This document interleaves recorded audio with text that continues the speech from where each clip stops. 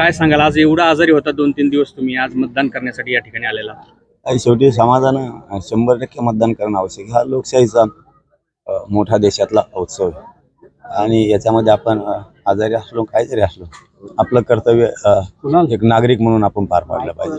तेच मी आज केलं. माझं शरीर मला खूप उपोषण केल्यामुळे साथ देत नाहीये, तरी पण आपला हक्क आपण बजावला पाहिजे. लोकशाहीचा हा मोठा उत्सव आहे म्हणून आलोय. समाजाने, मराठा समाजाने 100% यावेळेस मतदान करायचे आणि सगळ्या जनतेनं पण करायचं.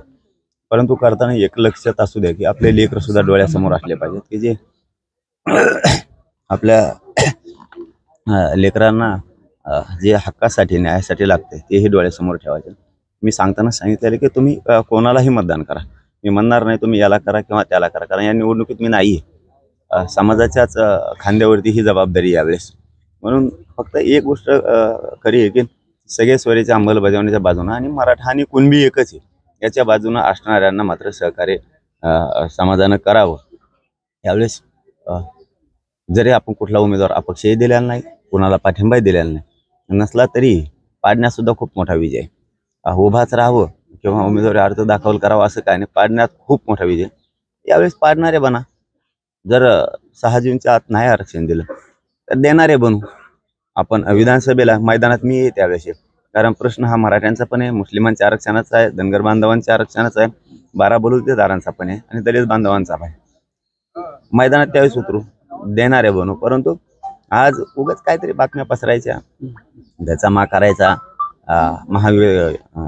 महायुती महाविकास आघाडी सारखेच आहेत असं म्हणण्याचा माझा अर्थ असा होता की सारखेच आहेत म्हणजे या दोघांनी आमचा कार्यक्रम केलेला आहे. दोघांनी आम्हाला नाही ठेवलेलं नाही, दोघांना आमच्या लेकरांचं वाटोळं केलं. त्यांनी काय 40-45 वर्ष समाजाला म्हणून काही दिलेलं नाहीये आणि यांनी पण समाजाला म्हणून तर ताजं आता काहीही दिलेलं नाही.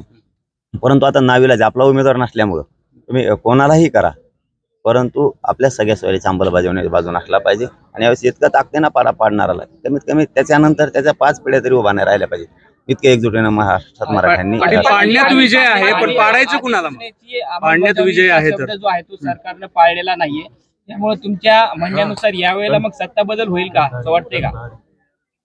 या 288 पैकी 92-93 मतदारसंघ असे आहेत या राज्यात की नुसतं सगळ्या जाती जरी इकडे झाल्या तरी नुसतं मराठ्यांचं वर्चस्व आहे त्याच्यावरती.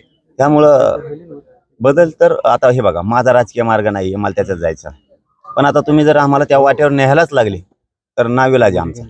मराठा समाजासह बाकीचे लिंगायत समाज 4 नंबरला आहे राज्यात. म्हणजे आम्ही सगळेच मग एकत्र येणार आहेत. नाविलाज आमचा, कारण आम्हाला देणारं बनावं लागणार. कारण प्रश्न शेतकऱ्यांचे सुद्धा आहेत, गोरगरिबांचे सुद्धा आहेत. देणारं बनल्याशिवाय पर्यायचं नाही. एबीपी माझा, उघडा डोळे बघा नीट.